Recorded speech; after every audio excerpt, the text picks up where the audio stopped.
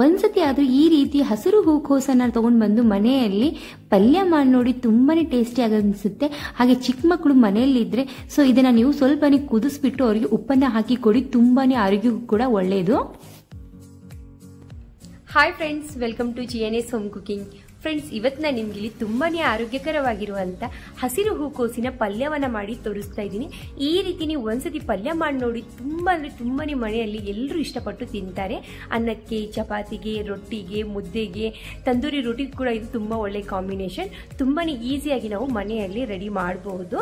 So ಹಾಗಿದ್ರೆ ತಡ ಮಾಡ್ತೀನಿ, ಈ ವಿಡಿಯೋನ ಪೂರ್ತಿ ನೋಡಿ. ಈ ವಿಡಿಯೋ ನಿಮ್ಗೆ ಇಷ್ಟ ಆದ್ರೆ ಪ್ಲೀಸ್ ಒಂದು ಲೈಕ್ ಮಾಡಿ, ಶೇರ್ ಮಾಡಿ, ಹಾಗೆ ನಮ್ಮ ಚಾನೆಲ್ನ ಸಬ್ಸ್ಕ್ರೈಬ್ ಮಾಡ್ಕೊಳ್ಳೋದನ್ನ ಮರಿಬೇಡಿ ಫ್ರೆಂಡ್ಸ್. ಹಾಗಿದ್ರೆ ತಡ ಮಾಡ್ತೀನಿ, ವಿಡಿಯೋನ ಪೂರ್ತಿ ನೋಡೋಣ ಬನ್ನಿ ಫ್ರೆಂಡ್ಸ್.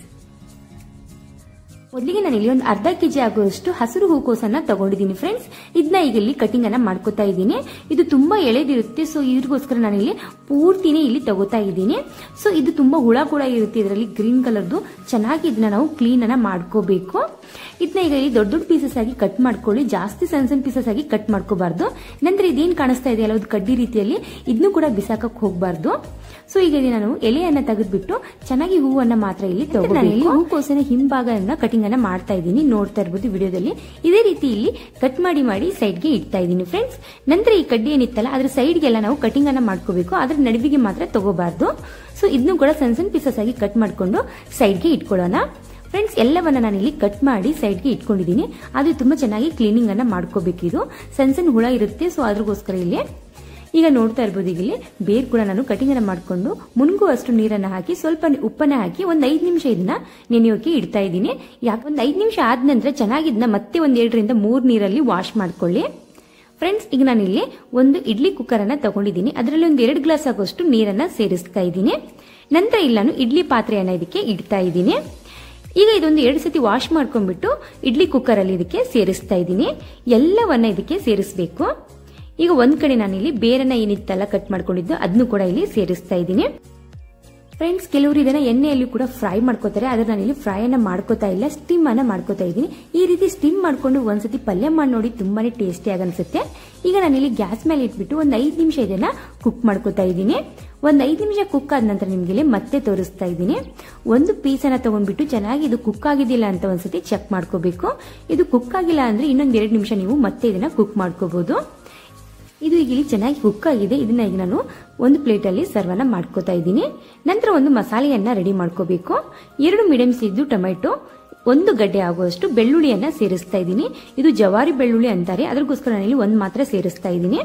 ನಂತರ ಇಲ್ಲಿ 1 ಇಂಚು ಶುಂಠಿ ಹಾಕ್ಬಿಟ್ಟು ಇದನ್ನ ನುಣ್ಣಗೆ ಪೇಸ್ಟ್ ಅನ್ನಾಗಿ ಮಾಡ್ಕೋಬೇಕು.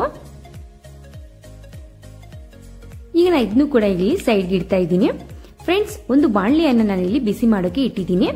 ಎಣ್ಣೆಯನ್ನ ಸೇರಿಸ್ತಾ ಇದ್ದೀನಿ. ಒಂದು 2 ರಿಂದ 3 ಚಮಚದಷ್ಟು ಎಣ್ಣೆ ಕ್ವಾಂಟಿಟಿಯನ್ನ ನೀವು ಜಾಸ್ತಿ ಕೂಡ ಮಾಡ್ಕೋಬಹುದು. 1 ಚಮಚದಷ್ಟು ಜೀರಿಗೆ, 1 ಪಲಾವ್ ಎಲೆ, ಯಾಲಕ್ಕಿ, ಲವಂಗ, ದಾಲ್ಚಿನಿಯನ್ನ ಸೇರಿಸ್ತಾ ಇದ್ದೀನಿ. ನಂತರ ನಾನಿಲ್ಲಿ 2 ಮೀಡಿಯಂ ಸೈಜ್ ಈರುಳ್ಳಿಯನ್ನ ಕಟ್ ಮಾಡಿ ಸೇರಿಸ್ತಾ ಇದ್ದೀನಿ. ಈರುಳ್ಳಿ ಕ್ವಾಂಟಿಟಿ ನೀವು ಜಾಸ್ತಿ ಕೂಡ ಮಾಡ್ಕೋಬಹುದು. ಚೆನ್ನಾಗಿ ಇದನ್ನ ಫ್ರೈ ಮಾಡ್ಕೋಬೇಕು, ಪೂರ್ತಿ ಕಲರ್ ಚೇಂಜ್ ಆಗುವವರೆಗೂ.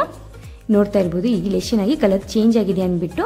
ನಂತರ ಇಲ್ಲಿ 2 ಹಸಿ ಮೆಣಸಿನಕಾಯಿನ ಸಣ್ಣ ಪೀಸಸ್ ಆಗಿ ಕಟ್ ಮಾಡ್ಕೊಂಡು ಸೇರಿಸ್ತಾ ಇದ್ದೀನಿ. ಇದನ್ನು ಕೂಡ ಫ್ರೈ ಮಾಡ್ಕೊಂಡು ನಂತರ ಇಲ್ಲಿ ರುಬ್ಬಿಟ್ಟಿರುವಂತ ಟೊಮೆಟೊ ಪೇಸ್ಟ್ ಅನ್ನ ಅದಕ್ಕೆ ಸೇರಿಸಬೇಕು ಫ್ರೆಂಡ್ಸ್. ಟೊಮೆಟೊ ಪೇಸ್ಟ್ ಅನ್ನ ಸೇರಿಸಿ ಚೆನ್ನಾಗಿ ಹಸಿ ವಾಸನೆ ಹೋಗುವವರೆಗೂ ನಾವು ಫ್ರೈ ಮಾಡ್ಕೋಬೇಕು ಫ್ರೆಂಡ್ಸ್. ನೀವೇನಾದ್ರೂ ಫಸ್ಟ್ ಟೈಮ್ ನಮ್ಮ ಚಾನೆಲ್ ನೋಡ್ತಾ ಇದ್ರೆ ಪ್ಲೀಸ್ ನಮ್ಮ ಚಾನೆಲ್ಗೆ ಸಪೋರ್ಟ್ ಮಾಡಿ, ನಮ್ಮ ಚಾನೆಲ್ ಸಬ್ಸ್ಕ್ರೈಬ್ ಮಾಡ್ಕೊಳ್ಳೋದನ್ನ ಮರಿಬೇಡಿ. ಈಗ ನಾನು ಇಲ್ಲಿ ಸ್ವಲ್ಪನೇ ನೀರನ್ನ ಸೇರಿಸಿ ನಂತರ ಇಲ್ಲಿ 1 ಸ್ಪೂನ್ ಆಗುವಷ್ಟು ಧನಿಯಾ ಪುಡಿ, 1 ಚಮಚದಷ್ಟು ಗರಂ ಮಸಾಲ, ಅರ್ಧ ಚಮಚದಷ್ಟು ಅರಿಶಿನ, 1 ಚಮಚದಷ್ಟು ಕಾಶ್ಮೀರಿ ರೆಡ್ ಚಿಲ್ಲಿ ಪೌಡರ್ ಅನ್ನ ಸೇರಿಸ್ತಾ ಇದ್ದೀನಿ. ಮನೆಯಲ್ಲಿ ಕುಟ್ಟಿರುವಂತ ಅಚ್ಚ ಖಾರದ ಪುಡಿಯನ್ನ ಸೇರಿಸ್ತಾ ಇದ್ದೀನಿ. ಕಾಶ್ಮೀರಿ ರೆಡ್ ಚಿಲ್ಲಿ ಪೌಡರ್ ಕಲರ್ಗೋಸ್ಕರ ನಾನಿಲ್ಲಿ ಸೇರಿಸಿದ್ದು, ಸೊ ಇದು ಖಾರ ಇರೋದಿಲ್ಲ. ಮನೆಯಲ್ಲಿ ರೆಡಿ ಮಾಡಿರುವಂತ ಖಾರ ಇಲ್ಲಿ ತುಂಬಾ ಖಾರವಾಗಿದೆ, ಅದಕ್ಕೆ ಸ್ವಲ್ಪನೇ ಸೇರಿಸಿದ್ದೀನಿ. ನಂತರ ನಾನು ಅರ್ಧ ಕಪ್ ಆಗುವಷ್ಟು ಮೊಸರನ್ನ ತಗೊಂಡಿದ್ದೀನಿ ಫ್ರೆಂಡ್ಸ್. ಸ್ವಲ್ಪನೇ ಮಸಾಲೆಯನ್ನ ಸೇರಿಸಿ ಚೆನ್ನಾಗಿ ಮಿಕ್ಸ್ ಮಾಡಿ ಈಗ ನಾವು ಇದಕ್ಕೆ ಸೇರಿಸ್ಕೋಬೇಕು. ಹುಳಿ ಇರಬಾರದು ಮೊಸರು, ಹುಳಿ ಇರುವಂತ ಮೊಸರು ಇದ್ರೆ ಸ್ವಲ್ಪನೇ ಸೇರಿಸ್ಕೊಳ್ಳಿ. ನಂತರ ಇದನ್ನ ಚೆನ್ನಾಗಿ ಮಿಕ್ಸ್ ಮಾಡಿಕೊಂಡು ರುಚಿಗೆ ತಕ್ಕಷ್ಟು ಉಪ್ಪು ಮತ್ತೆ ಇದಕ್ಕೆ ನಾನು 1 ಕಪ್ ಆಗುವಷ್ಟು ನೀರನ್ನ ಇಲ್ಲಿ ಸೇರಿಸ್ತಾ ಇದ್ದೀನಿ. ಇದನ್ನು ಕೂಡ ಚೆನ್ನಾಗಿ ಮಿಕ್ಸ್ ಮಾಡಿಕೊಂಡು 1 ಕುದಿ ಬರುವವರೆಗೂ ಕುದಿಸ್ಕೋಬೇಕು. 1 ಕುದಿ ಬಂದ ನಂತರ ನಾನಿಲ್ಲಿ ಬ್ರೋಕೊಲಿಯನ್ನ ಸೇರಿಸ್ತಾ ಇದ್ದೀನಿ. ಇದನ್ನ ಸೇರಿಸ್ಬಿಟ್ಟು ಚೆನ್ನಾಗಿ ಮಿಕ್ಸ್ ಮಾಡ್ಕೋಬೇಕು.